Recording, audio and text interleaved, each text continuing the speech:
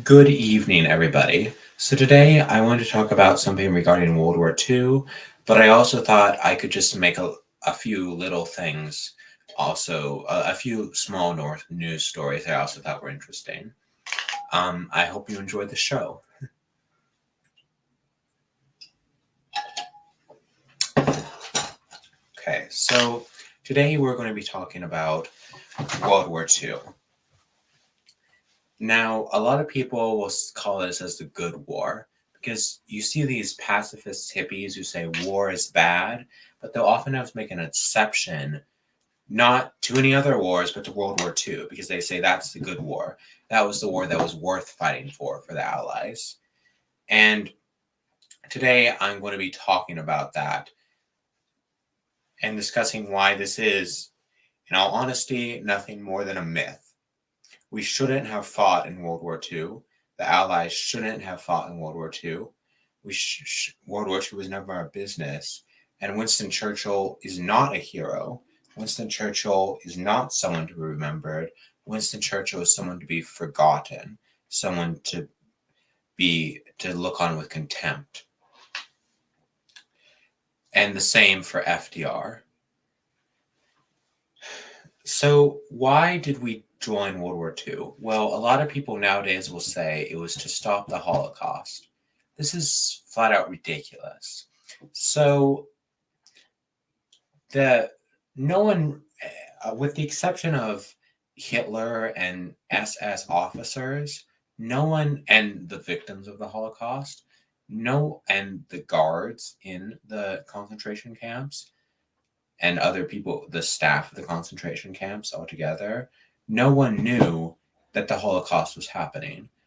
And even if they did, and this also goes for the same for any of these other arguments of, oh, we did it because the Nazis were racist, or we did it because Hitler was evil. If that was true, if this is a reasonable thing to go to war over, we would invade Africa right now because in Africa there's ethnic cleansings going on, there's genocides going on, there's slavery in Africa, there's all these slaves in Africa, there's child slaves working to mine gold or make chocolate, cut down chocolate beans. So, and we would also invade the Middle East because in the Middle East there's slavery and there's um they I mean the Holocaust is killing Jews, but they also killed gay people, and they killed gay people in the Middle East and Africa. Do we invade the Middle East and Africa? No, we don't. So that's just a laughable lie. It's a laughable falsehood, a laughable erroneous falsehood that we did it because of some sort of morality regarding Hitler's treatment of the German people or people living in Germany. Why was it actually? It was because Germany invaded Poland. So the idea was we need to protect Poland, so we're going to declare war. So England is going to declare war on Poland to save Poland. I'm sorry, excuse me. To England is going to declare war on Germany to save Poland, rather.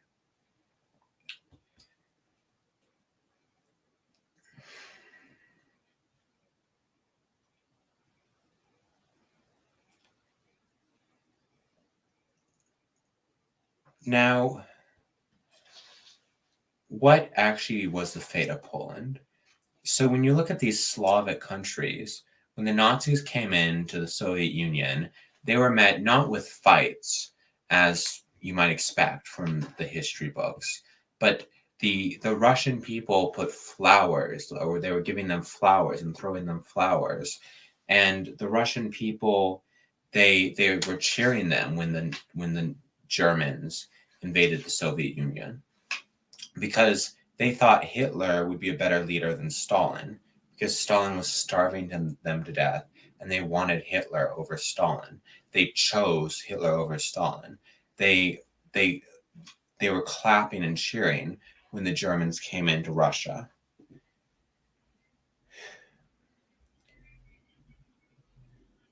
So what happened to Poland? Well, Winston Churchill gave Poland to Stalin after World War II. FDR and Winston Churchill said, you know what? Stalin, you can have Poland. We're going to let you enslave Poland. So Poland was enslaved by Stalin, and and so so much for that. The plans to save Poland didn't work because they would have been treated much better if Poland was conquered by Germany instead, by Hitler instead. So much for that.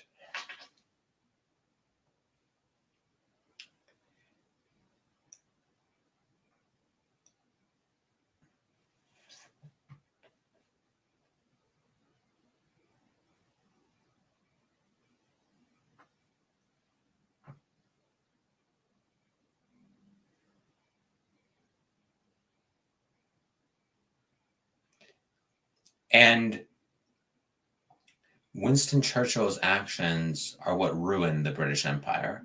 The British Empire ruled, I believe, one quarter of the world, one third of the world, if I'm not mistaken.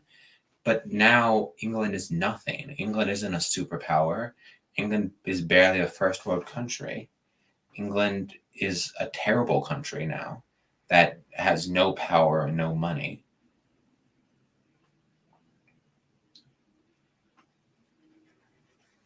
It's England was a beautiful place, but now it's become nothing more than the trained puppy of the globalist puppet state, America.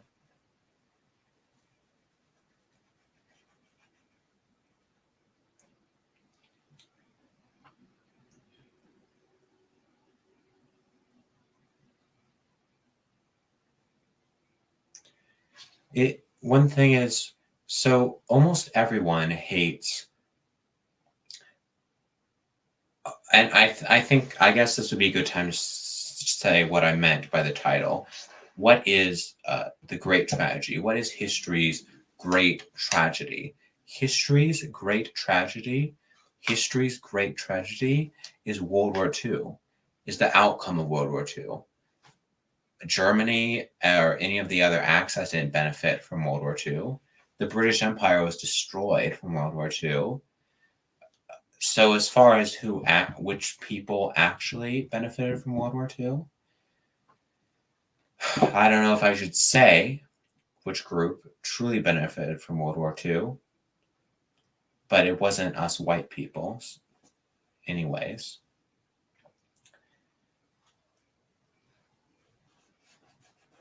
Almost everyone agrees that the world in its the way it is today is awful. It's awful. It's it's terrible. Both liberals and conservatives, leftists and right wingers, uh, Republicans and Democrats, white people and black people, women and men, everyone, both rich and poor, everyone can see that it's terrible. It's awful. But yet people don't say that World War II shouldn't have happened, even though World War II is what created the world we live in. Almost everything about the world comes from World War II. The World War II changed the world and set in the stones that would create the world that stands today.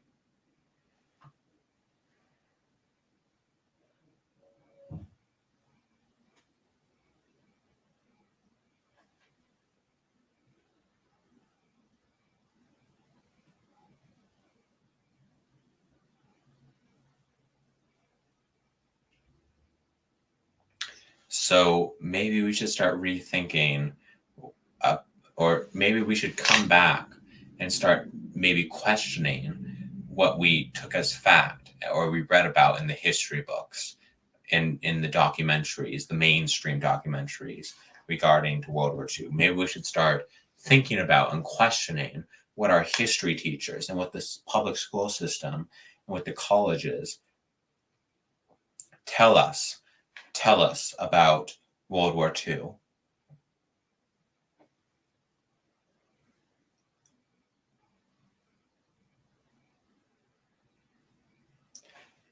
I, w- I would like to read to you a quote that I thought was very interesting. So this was from Niall Farage, Niles Farage's one of his history books. For those who don't know, that's this conservative uh, college professor. He's not actually conservative. He's a liberal. He's cucked. He's awful. Um, and he's terrible for white people, terrible for men. Here's a quote from him. Yet what made it so fine, so authentically noble, was that the empire's victories could only have been Pyrrhic in the end.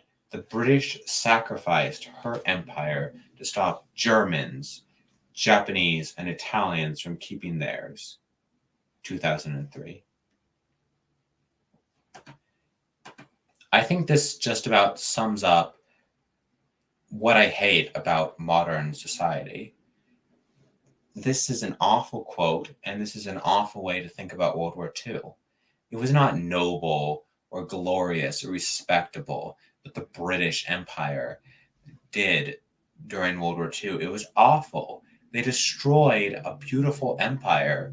Just it, FDR hated Britain, and they sold it out to him for someone who loved Britain. Hitler loved the British Empire. Hitler was a British Empire fan. He loved the British Empire, but they sold away their souls to FDR, someone who hated it. They sold it to America, a country that hates the white race, that hates the British, the Anglo-Saxon race.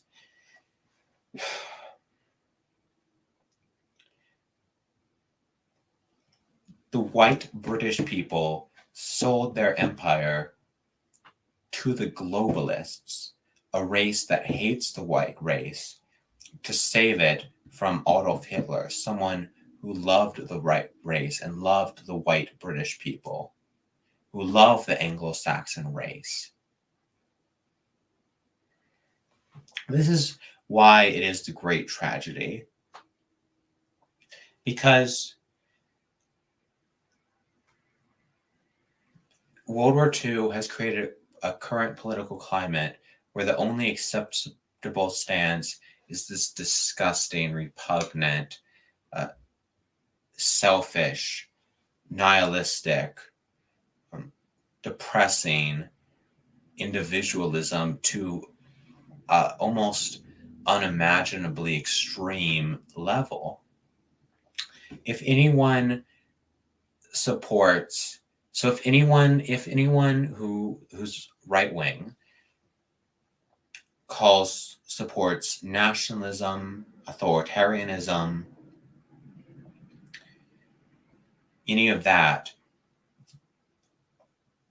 collectivism,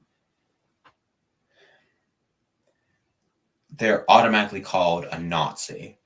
If anyone on the left supports authoritarianism, nationalism, collectivism, populism, they're automatically called a communist. So what we've now gotten into is where anyone tries to get the people to see themselves as a whole, to get people to work as a team, then they're called, depending on their political orientation, either a Nazi or a communist. So now the only politically correct and acceptable stance to take is that individualism is what's great. But individualism is awful. The America today is the most depressing, most lonely, most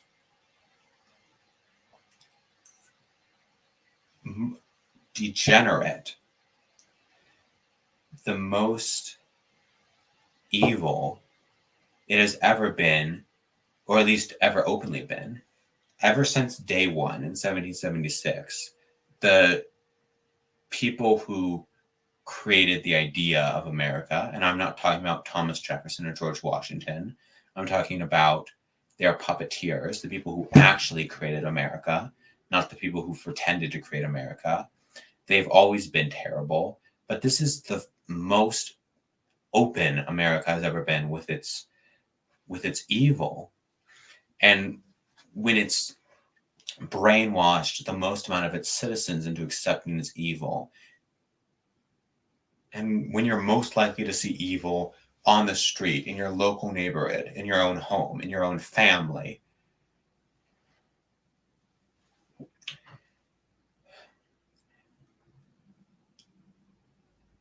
the West was brainwashed into believing this selfish, terrible belief system of, oh, we shouldn't get married and have kids at a young age. That's not cool. That's not good. A woman should focus on her career instead. A man should do all of this. And then that caused the birth rates of the native populations of the West to go right downhill like a ski slope. It was awful. And now so this isn't the real reason we're being flooded with immigrants, but it's the stated reason that one of them is that because we need to help with the work shortages. This isn't the real reason, but this is the stated reason. So now people like me, people who look like me, feel like aliens in our own home. It's World War II's fault. It's the fault of people like Winston Churchill. It's the fault of people like FDR. They should be ashamed if they were alive, they should be ashamed for what they've done. And I think nowadays we should hate them. We should feel contempt for them. We should feel disgust for them.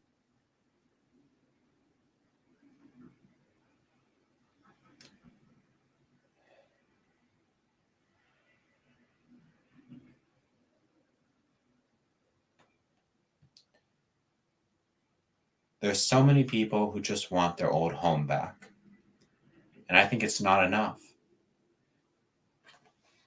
If maybe there was a time when it was good enough to just want your old home back. But now we want a new home. A home without this globalist propaganda. A world where every candy commercial, every candy, every movie, every video game, every TV show doesn't try to brainwash you into believing that white people are evil, that white people are the devil, that white people are from hell.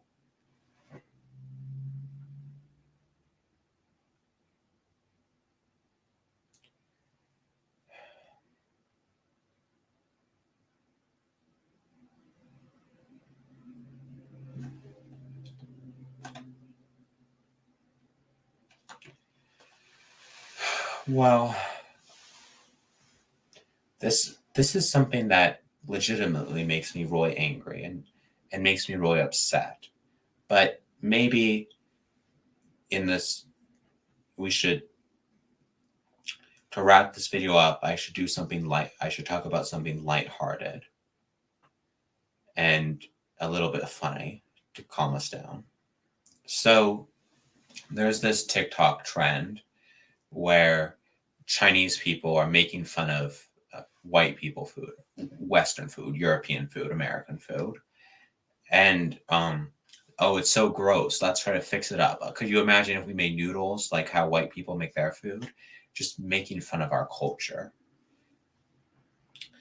And the Chinese are in no place to talk. So a lot of their food comes from these oils they get from sewers in China. This isn't a lie. This isn't a joke. This is actually true. This is not flippant. This is not erroneous. This is true. They'll scoop from the sewage and turn it into oil to make their food. This is a real thing that happens all over. A huge percentage of the oil that's eaten in China came from sewers. In China, they also eat dogs and cats. So the people who eat human excrement, dogs, cats, are making fun of my racist food. uh, my race's cuisine.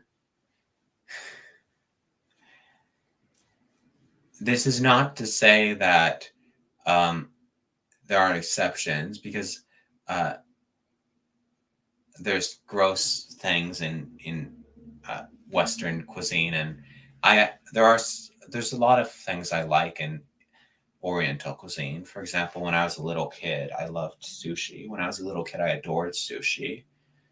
But I think I think this is ridiculous. And also, this is just another example of the mainstream media just talking down to white people and saying white people can't do anything right. You hear it all the time. White people can't dance, white people can't dress. But what this part about white people have bad food is just ridiculous. So, what's the best food in the world? Duh, French food. And who created French food? White people. There are certain ingredients that weren't created by white people in French cuisine. For example, foie gras was created by Jews in France, not white people in France. But almost all the dishes that make use of foie gras were created by white chefs, and everything else is by white people. So, and all the desserts are white desserts. The the non-white um, cuisines don't even really have anything with regards to dessert. So I just thought that trend was really stupid. But I guess a little light, sort of funny story to maybe make it so you don't all go to bed super depressed. But we mustn't forget that this is a war. This is a war for our children, for our race, for our people, for what is right, and to fight against what is evil and what is of Satan and what is from hell. And this is a war of nothing less. This is a war of nothing less than to save humanity. And we shouldn't treat it like it's anything else than a war.